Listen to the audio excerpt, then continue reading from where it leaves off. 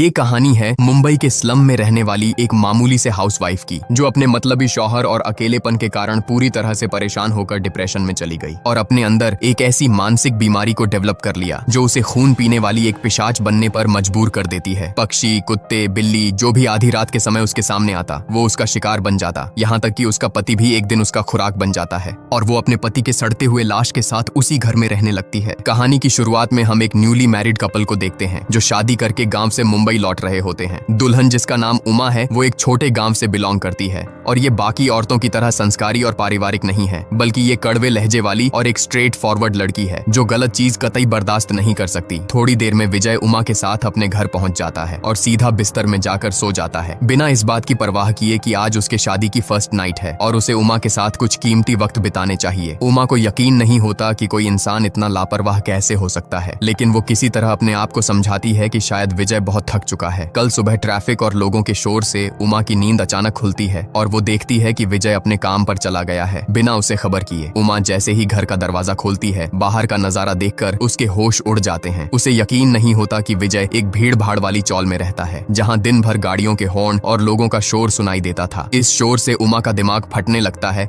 और वो चुपचाप घर में बंद हो जाती है। वो घर भी काफी छोटा होता है जहाँ दो लोगों का पैर पसारना भी मुश्किल था। उमा देखती है कि घर में अन्न का एक दाना तक नहीं है और उमा के पास भी एक अठन्नी तक नहीं होती कि वो बाजार से कुछ खाने के लिए खरीद सके। रात को विजय नशे की हालत में घर लौटता है और जमीन पर ही सो जाता है। उमा उसके पॉकेट से कुछ पैसे निकालती है और मार्केट जाकर कुछ खाने के लिए खरीद लेती है। वो विजय के इस बर्ताव से बिल्कुल खुश नहीं थी कि कोई कैसे अपनी नई वाइफ को भूखा छोड़कर जा सकता है। अब कुछ दिन ऐसे ही बीतते हैं जहाँ हम देखते हैं कि विजय हर सुबह उमा को बिना बताए काम पर चला जाता और रात को नशे की हालत में लौटता। उमा उसे प्यार से रिझाने की कोशिश करती, लेकिन विजय उमा की तरफ देखता तक नहीं और चुपचाप सो जाता। उमा को एहसास हो चुका था कि विजय एक गैर जिम्मेदार और इमोशनलेस इंसान है जिससे प्यार की उम्मीद करना एक बेवकूफी से कम नहीं, और अब उसकी लाइफ ऐसे ही दुख और तकलीफ में कटेगी। अब कुछ दिन बीत जाते हैं। उमा और विजय बार बार आपस में झगड़ पड़ते। दरअसल विजय चाहता था कि उमा बाकी औरतों की तरह एक आज्ञाकारी बीवी बने और मेरी सेवा करे, लेकिन उमा को खाना बनाना भी नहीं आता था, जिससे विजय हमेशा उस पर चिढ़ा रहता। लेकिन उमा तो ठहरी एक मुंहफट लड़की, इसीलिए वो कभी कभी गालियां देकर विजय का मुंह बंद कर देती थी। एक दिन उमा अकेले रात में बाहर घूमने निकल जाती है ताकि अपनी बोरियत को थोड़ी देर के लिए दूर कर सके। तभी उमा के कानों में कुछ अजीब वाइब्रेशन होने लगता है, जैसे कोई लगातार उसके कानों में चिल्ला रहा हो। वो अमावस्या की रात थी और चारों तरफ सन्नाटा। अचानक उमा को एक बकरी का बच्चा दिखता है जिसकी तेज गंध उसे उत्तेजित कर देती है। इसके बाद उमा ना चाहते हुए भी बकरी पर टूट पड़ती है और उसे मारकर उसका खून पी जाती है। थोड़ी देर में उमा को एहसास होता है कि उसने जानवरों वाली हरकत की है, जिससे उमा को बहुत अजीब महसूस होता है। उमा इस पर ज्यादा ध्यान नहीं देती और तबीयत खराब समझकर इस अजीब बीमारी को नजरअंदाज कर देती है। उमा भी अपनी खाली जिंदगी और अकेलेपन से परेशान हो चुकी थी, इसीलिए उसने फैसला किया कि अब वो एक संस्कारी औरत बनकर अपने पति की सेवा करेगी ताकि उसका प्यार और विश्वास जीत सके, क्योंकि उसके पास और कोई ऑप्शन भी नहीं था। उमा की दोस्ती बगल वाले एक पड़ोसी से हो जाती है जिसका नाम चंपा होता है। चंपा बिल्कुल उमा जैसी कड़क और आजाद ख्याल की औरत थी, इसीलिए दोनों में गहरी दोस्ती हो जाती है। चंपा उमा को खाना बनाना सिखाती है और बहुत जल्द उमा को खाना बनाना आ जाता है। अब हर रात वो विजय के लिए खाना रेडी करके रखती, इस उम्मीद में कि विजय उसे चाहने लगेगा। लेकिन विजय की फितरत वही कुत्ते वाली ही रहती है, रोज शराब पीकर आना और बिना अपनी पत्नी को प्यार किए चैन की नींद सो जाना। यहाँ तक कि वो उमा से ढंग से बातें भी नहीं करता, जैसे उमा खूंटे में बंधी कोई भेड़ बकरी हो। एक दिन उमा विजय को गोवा घुमाने के लिए जिद करने लगती है, जिससे विजय को उसे लेकर जाना ही पड़ता है। लेकिन विजय की उम्मीद से ये सफर काफी लंबा हो चुका था और उसे काम पर भी वक्त से लौटना था,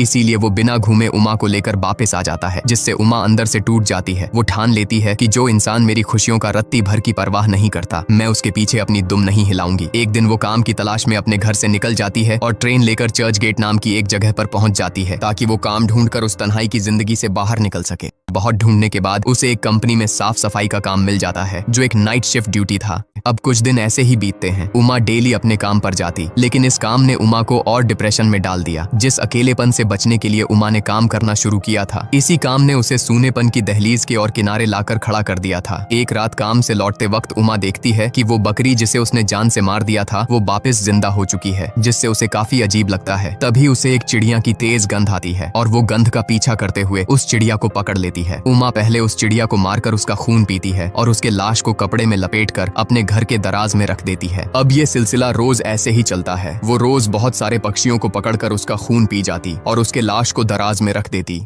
एक सुबह काम पर जाते वक्त उमा नोटिस करती है कि भीषण गर्मी और चिलचिलाती धूप के बावजूद ठंड के मारे उसकी कुल्फी जम रही है, जिससे वो वापस घर की ओर भागती है और अपने शरीर के ऊपर कंबल लपेटकर निकल जाती है। ये देखकर पड़ोस के लोग दंग रह जाते हैं कि कोई इतनी गर्मी में ऐसा कैसे कर सकता है। काम से आने के बाद वो विजय को भी घूर कर देखती थी, जैसे मौका मिलते ही उसका भी खून पी जाएगी। धीरे धीरे उमा को एहसास हुआ कि ठीक रात के 12 बजे के बाद उसे खून की सबसे ज्यादा तलब लगती है और उसे बिल्कुल होश नहीं होता कि वो क्या कर रही है। कभी कभी तो वो फुटपाथ पर ही सो जाती और कई कई दिनों तक घर नहीं लौटती। विजय भी उमा के इस अजीब बिहेवियर से टेंशन में आ चुका था और बाकी पड़ोसी भी उमा को शक की नजरों से देखने लगे थे। घर में हर दिन वो मरे हुए पंछी बारी बारी करके जिंदा हो जाते और ज़ॉम्बीज की तरह उमा के आसपास उड़ने लगते। उमा को लगता है कि इस मानसिक बीमारी की वजह उसका अकेलापन और खामोशी है और वो डिसाइड कर लेती है कि किसी भी तरह वो इस बीमारी से छुटकारा पाकर रहेगी और वो बाकी औरतों की तरह एक नॉर्मल लाइफ जीकर विजय की सेवा करेगी। घर आकर उमा अपने हाथों से विजय के लिए पैक बनाती है और विजय को रोमांस करने के लिए मनाने लगती है। विजय भी आज मूड में आ जाता है और उमा के साथ पहली बार रोमांस करने की कोशिश करता है, लेकिन उमा को एहसास नहीं था